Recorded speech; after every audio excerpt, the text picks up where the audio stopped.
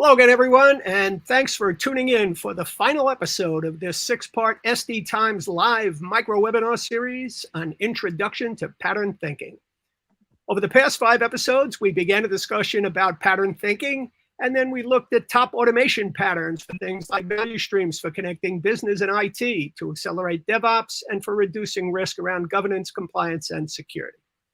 I'm your host, David Rubenstein, editor-in-chief of SD Times. And with me, as always, is Lance Knight. He's the founder of VSM platform provider ConnectAll, and now is the chief value stream architect at Broadcom. Today, we'll be discussing top value stream automation patterns for project and portfolio management. Good to be with you again, Lance. Hey, Dave, it's always a pleasure to do these quick webinars with you, and I know this is the last in this series, and I just, wanted to say thanks for doing all the other ones with us, and look forward to hopefully some more and some other great topics, right? Sure. Well, I just gotta throw this out there, Lance, because when we were talking about first doing things together, you actually were the guy who came up with the notion of doing a micro webinar. And, they've been great. And I'll tell you what, I'm seeing it now all over the industry. Mini webinars, micro talks, all these things. So you got ripped off. So I guess that means it's a good thing. That's all right. We're in that TikTok generation, where it's fast, rapid stuff, right? Absolutely. For and sure. In that context, we probably should get going because we only have 10 minutes, right? Exactly right. Yeah.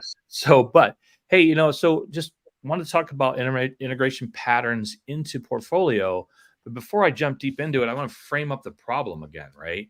And you and I have talked about this problem how many times have I said, my last 4 jobs, my whole career is about helping organizations break down the silos between software development and delivery, I think it's 6 times. I think 6 times we've spoken about it. Probably this will be 7. I'm sure we'll talk about it again. But even though companies are organizing around value streams, they're still not aligned. There's still inefficiencies in there, and it's hard for the portfolio and hard for project managers to get roll-up information and let information down, right? So it's really interesting. This slide really builds it out in the right way. When you think about you're at the portfolio level, I have things I need to get done. I'm building a product. I'm trying to prioritize it. I have my OKRs, right? And I got to ask these questions. Did I create value? I don't know, because it's all gone down to the customers. There's nothing coming back to the portfolio, which goes right to what we've been talking about. So as you look at this, this hierarchy, and I've shown a governance model in the same way in the past, you can see where OKRs aren't really making it down to the planning structure when I'm thinking about my teams and product managers and resource management stuff, right? So did I get it built? Am I building it right? So, and then all the way down to the team level, they might not even be building the same things that you wanted at the top and prioritizing things that might not be important to you today, right? Developers might be working on technical debt when we might, from the portfolio level, want to put that off a release or two to do something that customer needs to drive revenue or to have better market presence. So this disalignment and the lack of visibility is really what this stuff is all about when we talk about these patterns in the portfolio and these integration patterns, right? And right there it says millions of misalignment, lack of visibility, and so on. But when you start to look at these automation patterns and start to implement them, things start to open up, right? So for example, the data I need in my portfolio product, i.e. Clarity, is there. And I can see all the defects that have come back up into Clarity that I'm working across in a defect type pattern, right? I can start to see this data in one place.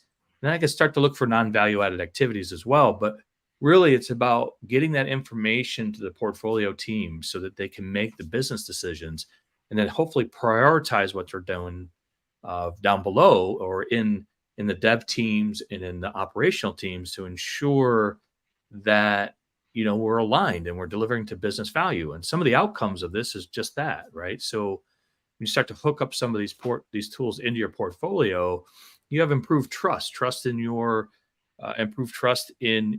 data that's in portfolio, right? I know that that's accurate.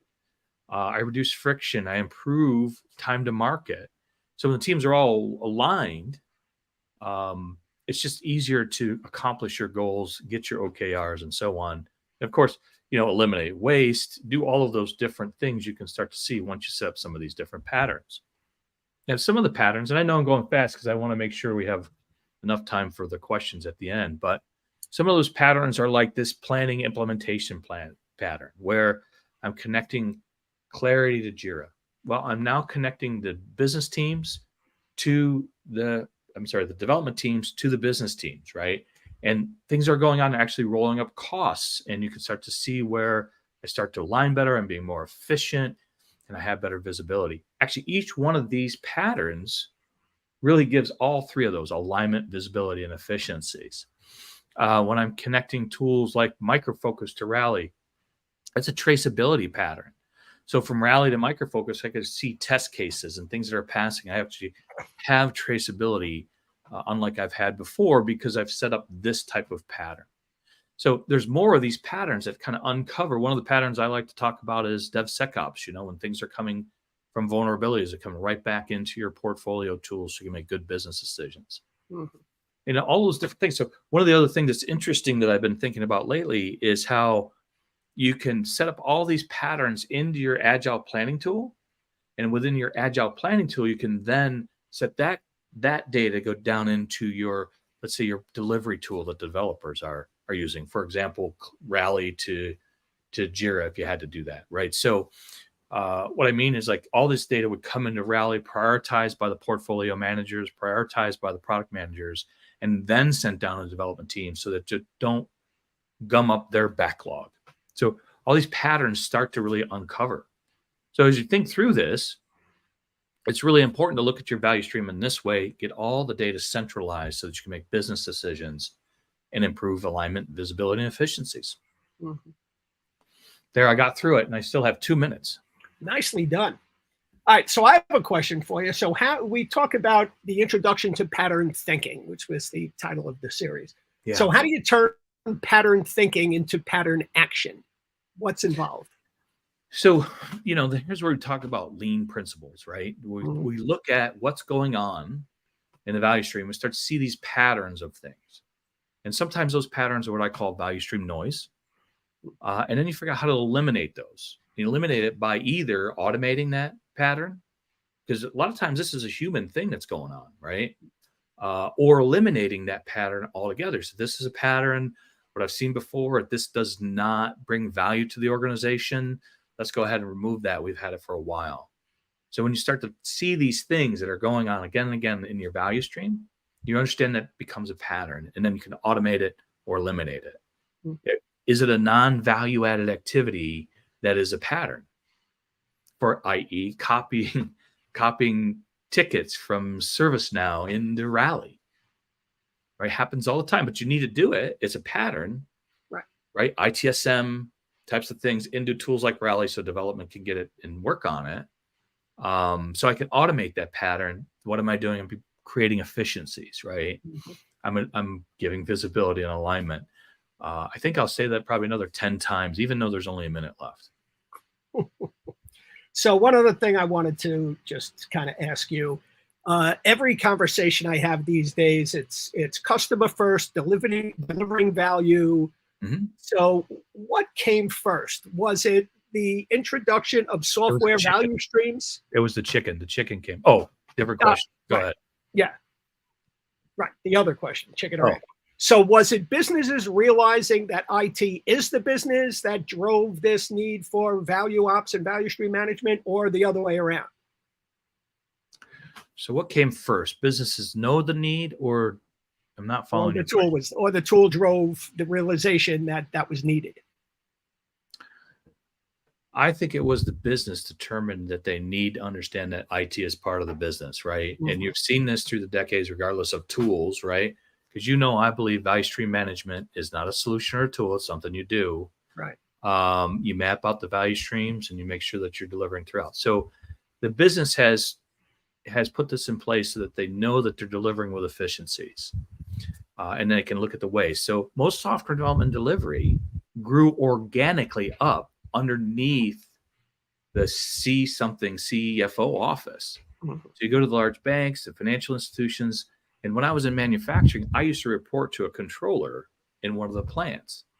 right? So all of this kind of grew up organically underneath the financial operations of that. Now they're realizing it's more important to your business as digital transformations take a new step, go to a different place, right? We've been having digital transformations been going on a long time.